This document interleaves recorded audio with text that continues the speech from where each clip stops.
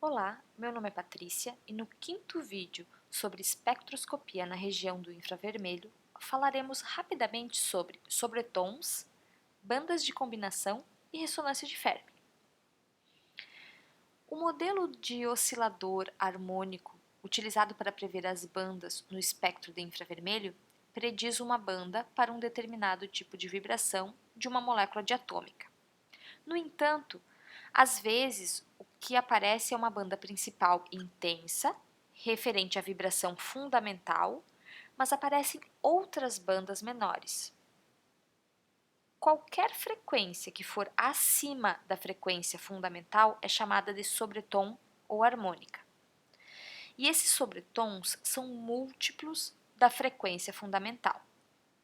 Para melhor visualizar, podemos observar a figura com um diagrama dos níveis vibracionais de uma molécula diatômica. Os níveis são mais ou menos uniformemente distribuídos, ou seja, possuem mais ou menos a mesma distância em termos de energia. A vibração, que é chamada vibração fundamental, vai de 0 a 1. Já o primeiro sobretom ou harmônica seria do nível 0 ao nível 2. Isso exige aproximadamente o dobro de energia da vibração fundamental, ou seja, ocorre em uma frequência que é aproximadamente o dobro.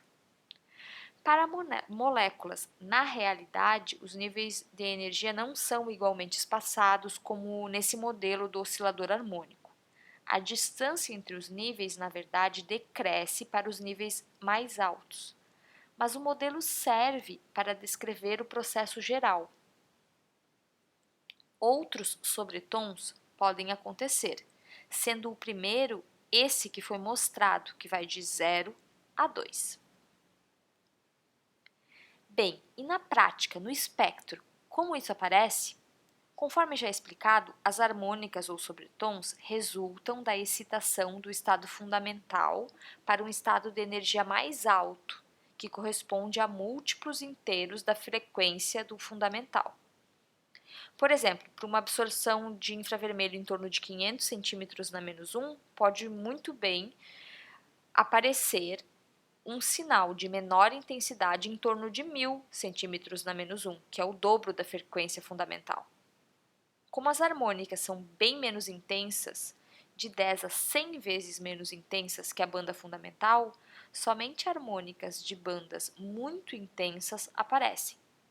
Para simplificar, podemos dizer que a harmônica é um sussurro da vibração fundamental e só aparece quando essa vibração for intensa.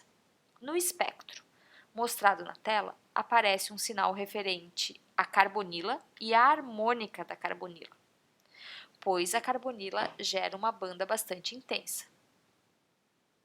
O número de onda da harmônica é aproximadamente o dobro do número de onda referente à vibração fundamental da carbonila.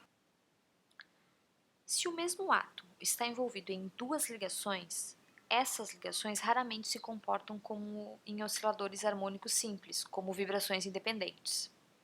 Ao menos que as frequências sejam muito diferentes, há um acoplamento mecânico entre os sistemas.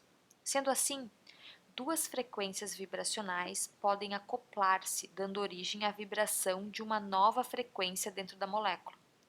Se a vibração for ativa no infravermelho, ela é chamada de banda de combinação. E essa banda de combinação é similar aos sobretons, são pouco intensas. Um exemplo pode ser observado nesse espectro de infravermelho que mostra a absorbância ao invés da transmitância e por isso parece invertido.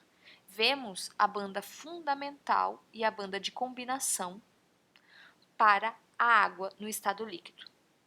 Muitos líquidos orgânicos utilizados como solventes também possuem sobretons e bandas de combinação intensas na região do infravermelho médio. Por isso, solventes como acetona, DMSO ou acetonitrila devem ser utilizados somente em uma pequena faixa de infravermelho.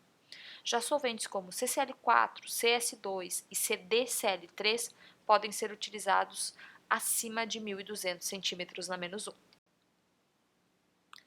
uma molécula, ainda podemos observar que excitar uma ligação pode levar à excitação de outra ligação, através de uma interação vibracional. Isso faz com que a energia vibracional seja diferente daquela calculada pela teoria aplicada a um oscilador simples. Um exemplo extremo é conhecido como ressonância de Fermi. Na ressonância de Fermi, duas vibrações com um número de onda similar e simetria apropriada se repelem, aparecendo em número de onda acima e abaixo do que seria esperado. Além disso, a intensidade se modifica. O que seria uma banda fraca e uma banda mais forte acaba sendo mais similar em termos de intensidade das duas bandas. Como exemplo, podemos observar o desdobramento do sinal referente ao estiramento da ligação do hidrogênio ligado ao carbono da carbonila.